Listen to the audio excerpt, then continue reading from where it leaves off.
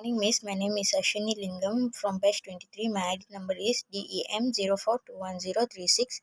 Today, I am going to present about background of 1 MDB sender and the reason of 1 MDB sender across in Malaysia. The 1 MDB stands for One Malaysia Development Berhad. It is a company formed in 2009 by the federal government of Malaysia. 1 MDB Berhad as the Terengganu began as the Terengganu Investment Authority (TIA) launched by Minister Besar, Chief Minister of the State of Terengganu, Ahmad said in February 2009. It was established as a holding and investment business for the government, and it was initially funded by an RM 5 billion. It changed its name to 1 MDB, a Malaysian national investment fund held entirely by the Malaysia government through the Minister of Finance in September 2009. The facility aims 1 MDB develop a network of joint ventures with two subsidiaries of the Saudi Arabian company Petrol Saudi International (PSI) and also an Abu Dhabi company Bar Investment. In August, Najib goes on a trial in Kuala Lumpur in the biggest of his 5 1 MDB linked trials. Besides that, after being told to enter his defense in a SRC trial, Najib takes to the witness box in his own defense, reading from a prepared statement. Malaysia prosecutor agreed to 1,007 billion deal with Riaz Aziz in exchange of the former Prime Minister stepson's money laundering charge being dropped. Lastly, in June 22, Malaysia and US invest Jane Goldman Sachs strike a 3.9 billion settlement with Malaysia agreeing to abandon its criminal investigation into the bank role in 1 MDB trace. That's all from me. Thank you, Miss. Good evening, Miss. My name is Emily. My ID number is DM01211034. Today I am going to talk about corrupt practices related to 1 MDB issues. Embezzlement. The main malpractice in the 1 MDB scandal was embezzlement on an epic scale. It occurred in 4 phases and involved misappropriation of its funds largely derived from borrowing through and bank loans. The misappropriation involved 6 major embezzlement. Second is bribery. Bribery also figured in the 1 MDB scandal. Bribes were offered by Goldman Sachs to and accepted by officials in 1 MDB and the Malaysian government to allow Goldman Sachs to arrange the underwrite the bond issues in 2012 and 2013 for a very high underwriting fee as mentioned above. Further bribes were offered to 1 MDB officials in managing its accounts to facilitate the embezzlement and also the key figures in the banks in which embezzled money was deposited or through which it was transferred in order to ignore its illicit nature. Hi, I'm Kavita Chandrasekhar. My ID number is DEM02211063. The third thing is money laundering.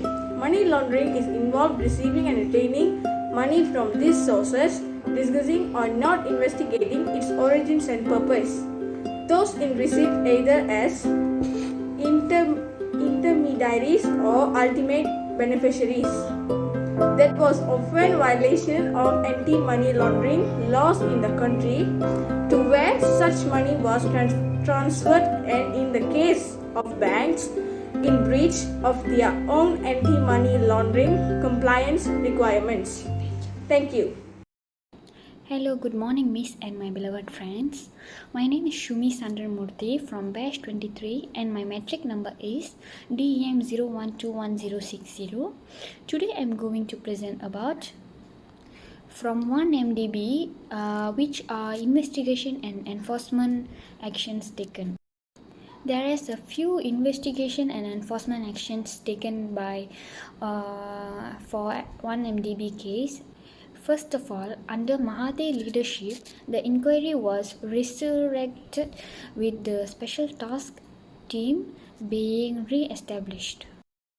Secondly, the MACC Attorney Chambers, Generals, the Royal Malaysian Police and Band Negara Malaysia, and its senior members are individuals who were part of the initial task force but were not like the previous government.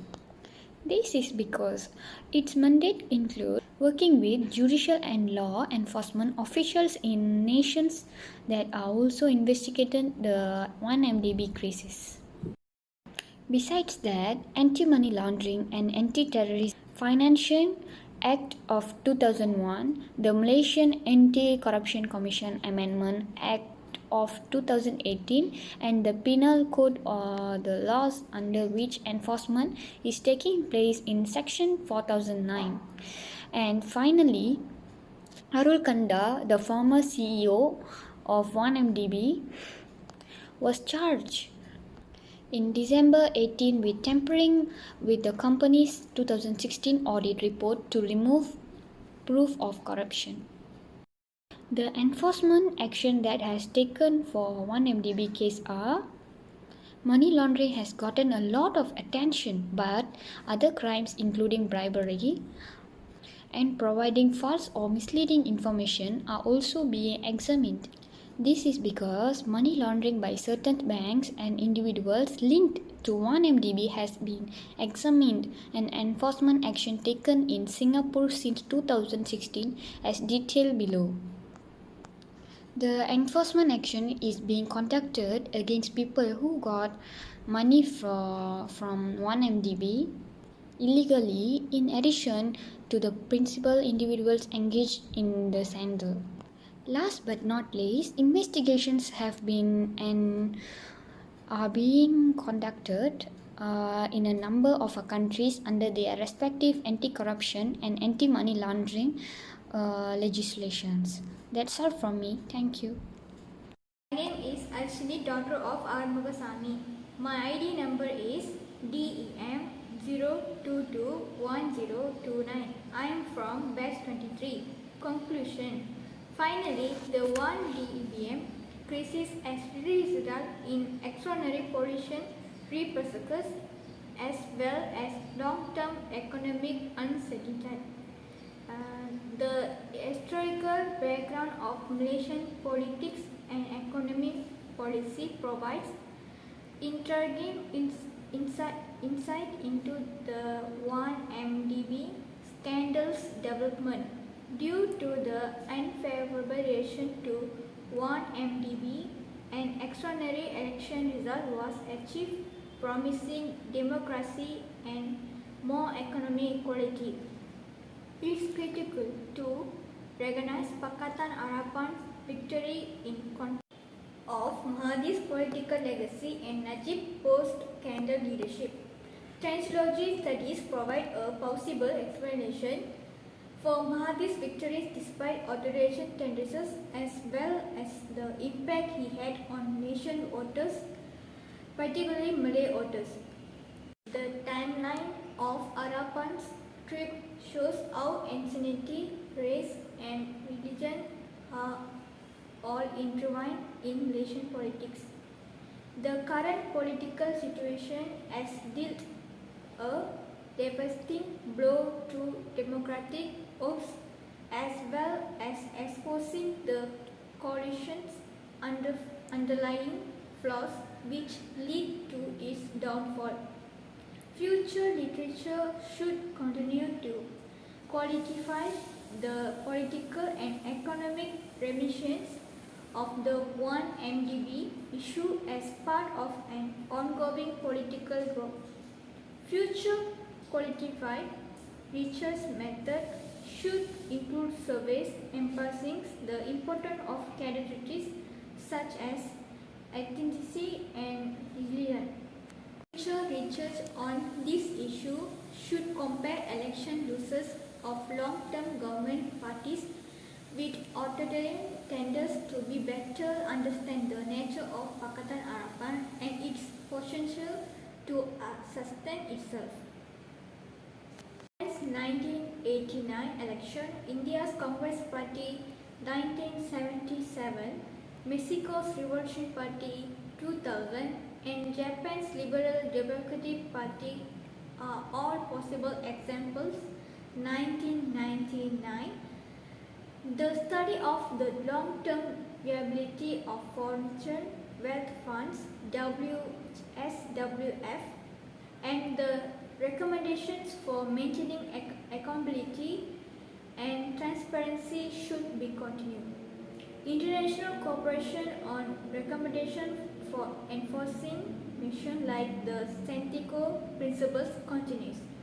Future research should look into ways to encourage this process, particularly in relation to SWF impact on financial markets.